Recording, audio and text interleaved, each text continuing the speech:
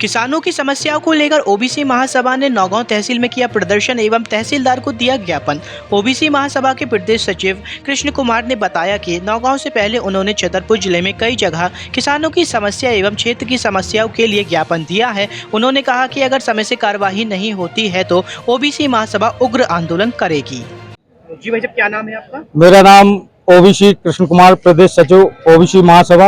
आज आपने तहसीलदार साहब को किस चीज को ज्ञापन दिया है? तहसीलदार साहब को ये हमारा फर्स्ट ज्ञापन नहीं है, ये मतलब हमने इसके पहले राजनगर में भी ज्ञापन दिया था। दूसरा हमारा ये नौगांव तहसील का कार्यक्रम ज्ञापन प्रदर्शन है। और ये हमारे जो छतरपुर जिले में जितनी भी तहसीलें हैं, हम प्रत्येक तहसील में ओबीसी महासभा प्रत्येक तहसील में जो किसानों की समस्या है उन सारी समस्याओं को लेकर प्रत्येक तहसील में ज्ञापन देने का काम करेगी। और इसमें जो मेन मुद्दा हमारा है वो है आवारा गायों की जल्द से जल्द सरकार व्यवस्था करे, क्योंकि सरकार इसके लिए पैसा भी भेजती है। पर जैसे कि माननीय आप लोगों के माध्यम से हम लोगों ने सुना कि माननीय मुख्यमंत्री महोदय जी पहले 20 रुपए था पर गाय पर, लेकिन अब माननीय मुख्यमंत्री महोदय जी ने 40 रुपए पर गाय कर दिया है। तो गौशालाएं भी बनी है, लेकिन उन गौशालाओं में गाय एक भी नहीं है, ना उसमें कोई कर्मचारी है। तो पहला वो जो फंड राज्य सरकार से आता है वो फंड जाता कहाँ है? और गायों की ये जो दुर्दशा बनी हुई है, क्योंकि ये भारतीय जनता पार्टी को गाय जब याद आती है जब इनकी माँ बनती है, जब इनको वोट चाहिए। बाकी ये 4 साल अब ये भारतीय जनता पार्टी की माँ है, ये भारतीय जनता पार्टी की माँ इनको 4 साल नजर नहीं आती। चाहे कोई भी विधायक हो, चाहे कोई भी मंत्री हो, कोई भी सांसद हो, इन जनप्रतिनिधियों को ये गाय माता जब नजर आती है जब इनको वोट की आवश्यकता होती है।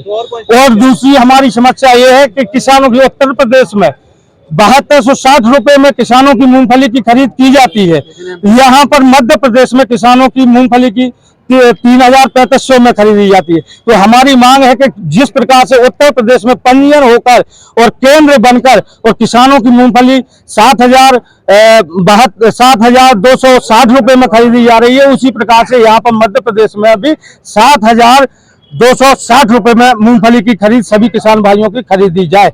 तीसरा हमारा ये है जो कालाबाजारी खाद की चल रही है, और ये कहते हैं, इनके मंत्री कहते हैं, सांसद कहते हैं, विधायक कहते हैं कि खाद हर जगह उपलब्ध है। लेकिन मैं आपको बता दूं कि वास्तव में सच्चाई ये है कि ये सरकार के पास खाद नहीं है। सरकार किसानों को खाद की व्यवस्था नहीं करा पा रही है। ये कहते बस है, लेकिन किसान, क्योंकि यदि इनके पास व्यवस्था होती तो जिस प्रकार से ये दारू प्रत्येक गांव में बांटने का काम करते, प्रत्येक गांव में दारू बेचने का काम करते हैं, इसी प्रकार से प्रत्येक गांव में खाद को भी दिलाने का काम करते। लेकिन वास्तव में हकीकत ये है, सच्चाई ये है कि सरकार के पास उपलब्ध खाद पर्याप्त नहीं है।